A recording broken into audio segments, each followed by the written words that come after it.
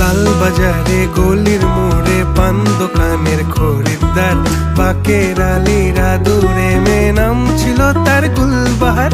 লাল বাজারে গলির মোড়ে পান দোকানের খরিদ্দার, বাকের আলীরা দূরে মেয়ে নাম ছিল তার গুলবাহার। নাম ছিল তার গুলবাহার, দেখতে ভারী চমৎকার, তুলনা যে হয় না তার হোসনে আরা গুলবাহার। বাকের আলীরা দূরে মেয়ে নাম ছিল তার